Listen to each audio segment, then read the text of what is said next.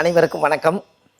பாரம்பரிய திருவள்ளுவர் குலவம்சம் பிரசன்ன ஜோதிடர் சுபமாரிமுத்து திருப்பூர்லேருந்து இந்த பதிவு உங்களுக்காக. இந்த ஆதிகால பரிகாரத்தை பற்றி இன்றைக்கி ஒரு அற்புதமான ஒரு விஷயத்தை, இன்றைக்கி ஒரு பெரிய ஒரு பயனுள்ள தகவலை உங்களுக்கு இன்றைக்கி சமர்ப்பணம் செய்கிறேன்.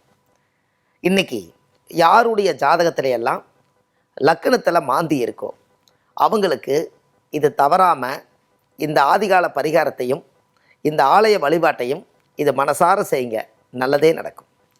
ஒருத்தருடைய ஜாதகத்தில் லக்கணத்தில் மாந்தி இருந்தால் முதல்ல என்ன பண்ணும், இதை பற்றி தான் இந்த பதிவில் நம்ம பார்க்க போகிறோம்.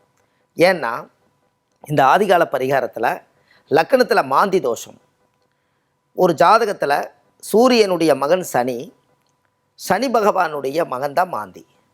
அப்போது இந்த மாந்திங்கிறது அப்போ சூரியனுக்கு பேரனாக வர்றார். அப்போ சூரியனுக்கு பேரனாக வர்றாருன்னா அந்த காலத்தில் பார்த்திங்கன்னா தாத்தாவுடைய சொத்தை பேரனுக்கு தான் உயிரெழுதி வைப்பாங்க. அப்போ தாத்தாவுடைய கர்மா என்னெல்லாம் இருக்கோ அதெல்லாம் பேரனுக்கு தான் போய் சேரும்.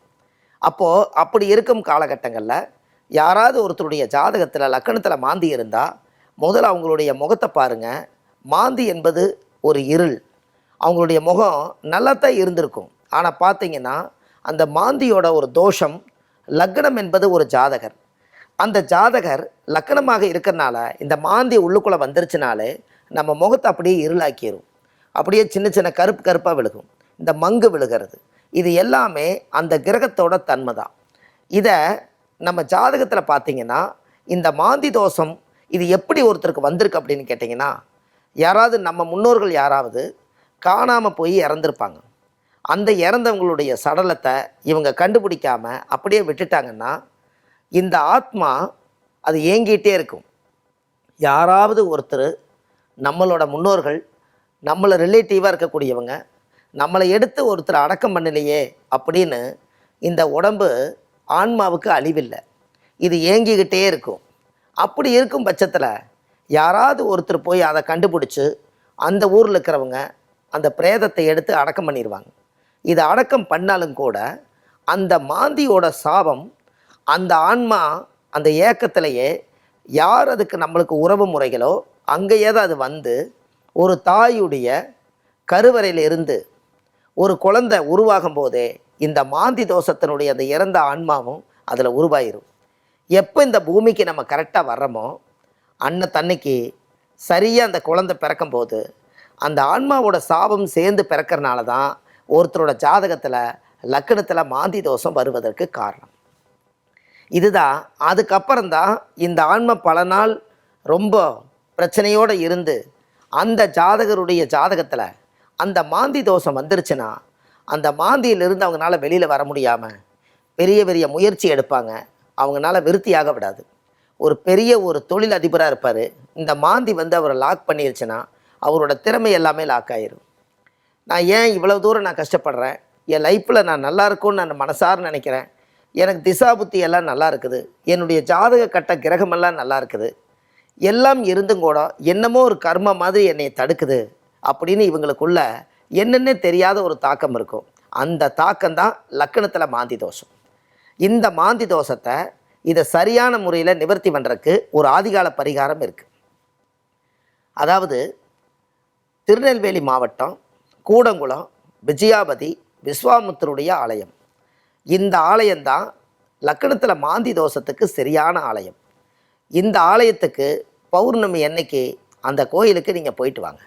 அந்த கோவிலில் போனீங்கன்னா அந்த சித்தருக்கு ஒரு 27 அபிஷேகம் பண்ணி அதுக்கு மேலே அந்த அபிஷேக திருநூரை அது மேலே கொட்டி பௌர்ணமி அன்னைக்கு ஒரு நாள் மட்டும் கரெக்டாக அந்த இடத்துல சாமி முன்னாடி வச்சிட்றாங்க.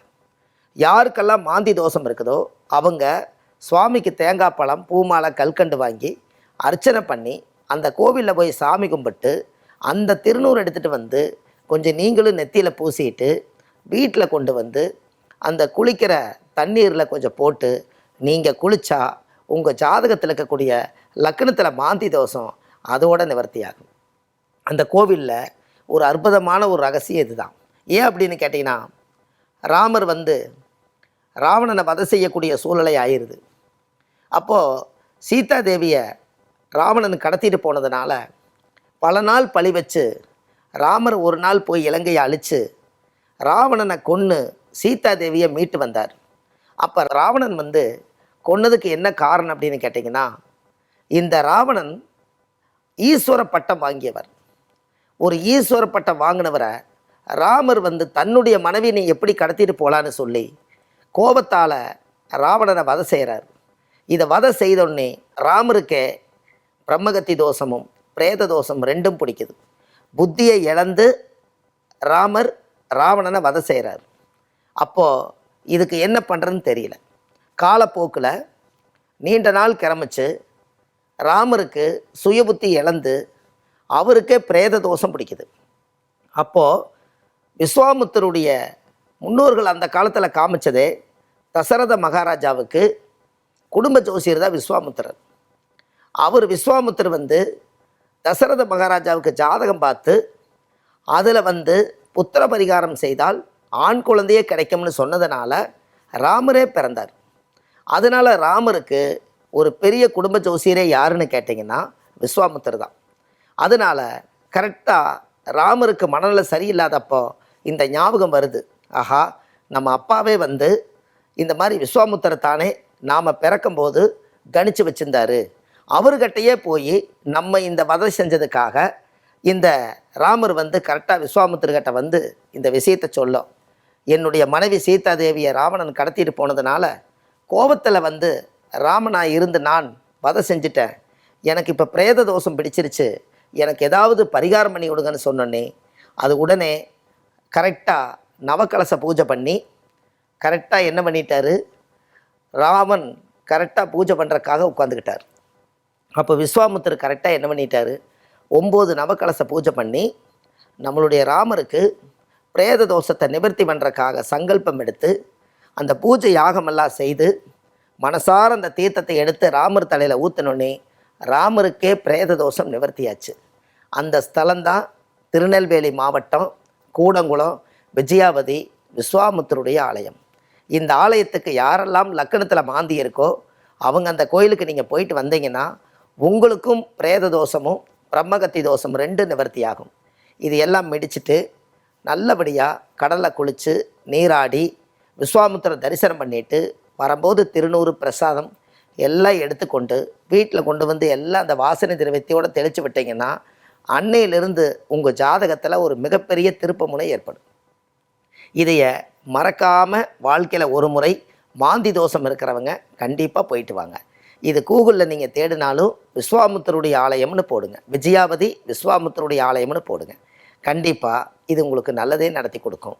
இப்படி ஒரு பயனுள்ள தகவலை மறக்காமல் உங்களுக்கெல்லாம் ஒரு நல்ல விருப்பம் இருந்து ஒரு ஆர்வம் இருந்தால் கண்டிப்பாக வாழ்க்கையில் ஒரு முறை விஸ்வாமுத்தருடைய ஆலயத்துக்கு போய் மனசார பார்த்துட்டு வாங்க, உங்களுக்கு நல்லதே நடக்கும்.